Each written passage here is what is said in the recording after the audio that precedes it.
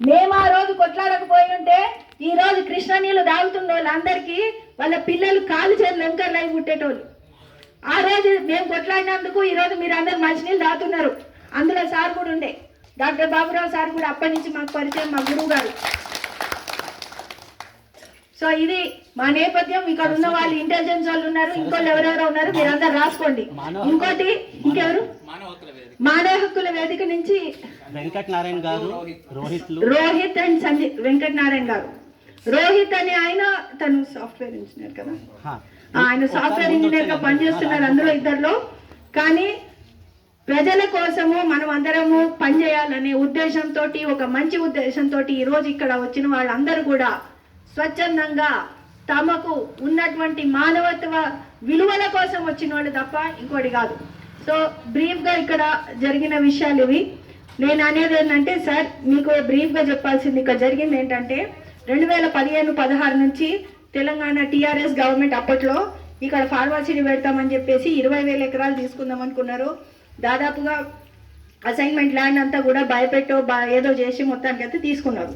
తర్వాత పటా ల్యాండ్ వరకు వచ్చేసరికి మేము పటా ల్యాండ్లు ఇయ్యమని చెప్పేసి కనీసము ఒక 1000 మంది రైతులు ఉన్నారు 4 ఊర్లలో, అందరు కలిసి కోర్టుకు వెళ్ళాం ఇయ్యమని. అవి ఒక 2,500 ఎకరాలు ఉంది.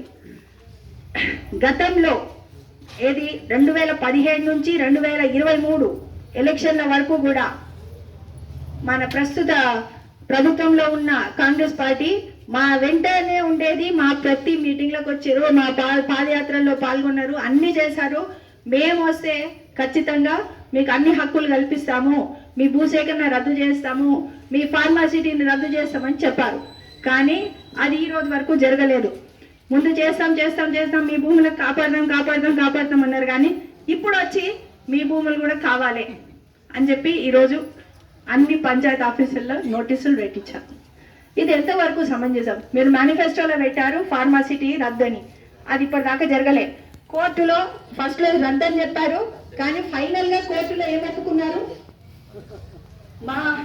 మేము ఆ ఫార్మాసిటీ GO 31ని తూచా తప్పకుండా పాటిస్తామని చెప్పేసి కోర్టులో వాంగ్మూలం ఇచ్చారు. ఇంతకన్నా మనకేం కావాలి? వాళ్ళు ఫార్మాసిటీ పెడుతున్నారా లేదా అనే విషయం.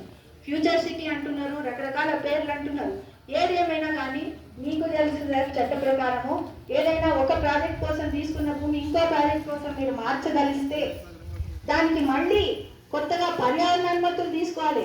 దాన్ని DPR అంటే ప్రాజెక్ట్ రిపోర్ట్ తెలుగులో ప్రతి ఒక్క గ్రామంలో ఇవ్వాలి. ఇప్పటి వరకు ఫార్మాసిటీ ప్రాజెక్ట్ రిపోర్ట్ కూడా మాకు రాలేదు.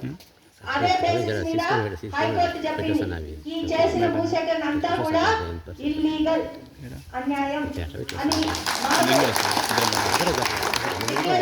రద్దు చేశారు, అవార్డులు రద్దు చేశారు 12 కేసుల్లో, మొత్తం 33 కేసులు ఉన్నాయి. అప్పుడు హైకోర్టు మాకు న్యాయంగానే మా వైపు ఉన్నారు. కానీ అన్యాయం చేస్తున్నది ప్రభుత్వాలు, అది ఎవరైనా కానీ. అప్పుడు అన్యాయమే జరిగింది, ఇప్పుడు కూడా అన్యాయమే జరుగుతోంది.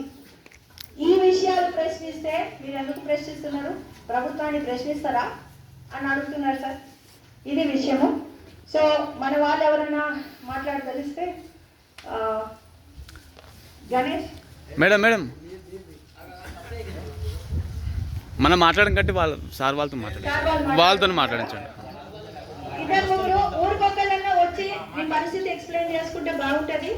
రండి. ఇంకోటి సార్, గతంలో కూడా మేము ఫార్మాసిటీ గురించే మా సర్పంచులందరినీ మేమే నిలబెట్టుకుని గెలిపించుకున్నాము. ఈ రోజు వరకు కూడా వాళ్ళు మాతోనే ఉన్నారు.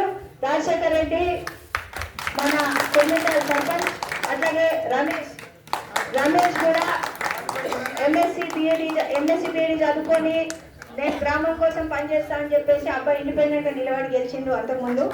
సో మనకు వెంకన్న మాట్లాడతారట. వెంకటరెడ్డి మాట్లాడు, పెద్ద మనిషి, వాళ్ళు ఫస్ట్ మాట్లాడారు. ఈ ఫార్మాసిటీ వ్యతిరేక పోరాట సమితి ఆధ్వర్యంలో కమలా సరస్వతి గారికి ముఖ్యంగా ధన్యవాదాలు. ఈ వేదికను అలంకరించిన పెద్దలందరికీ పేరు పేరున ధన్యవాదాలు చెప్తూ, అది 4 గ్రామాల ప్రజలు స్వచ్ఛందంగా ఒక పిలిపిస్తే ఇలా 100 మందికి పైపు వచ్చారు. కాబట్టి ఎందుకు వచ్చారు? కడపలో ప్రతి ఒక్కరికి బాధ ఉంది కాబట్టి అందరు స్వచ్ఛందంగా వచ్చారు. మన ఏదో వెహికల్ పెట్టి పైసలు ఇచ్చి డబ్బులు ఇచ్చి ఏదో ఇంటింటికి తిరిగి పోగు చేసినట్టు కాదు, స్వచ్ఛందంగా వచ్చారు కాబట్టి పేరున ప్రతి గ్రామం వారికి ధన్యవాదాలు చెప్తూ, ముఖ్యంగా మనకు ఎలక్షన్లప్పుడు సీఎం రేవంత్ రెడ్డి గారి, మన లోకల్ కంటెస్ట్ చేసిన ఎమ్మెల్యే మర్రెడ్డి రంగారెడ్డి గారి, మన నేచర్ యాచారం మోహన్ రెడ్డి గారి, వీళ్ళందరికీ ఈచ్ భూములు కూడా గవర్నమెంట్కు మీకు సహకరించాలి. మీరు గవర్నమెంట్ తీసుకొస్తే మీ భూములు పోవు, రైతు బంధు చేస్తాము, ఇవన్నీ ఆన్లైన్ చేస్తాము, డిజిటల్ లోన్ చేస్తామని ఆ రోజు మాట ఇచ్చారు. మేము కూడా ఇప్పుడు మేము గవర్నమెంట్ పక్షాన ఉన్నామని కొందరు అపోహపడతారు.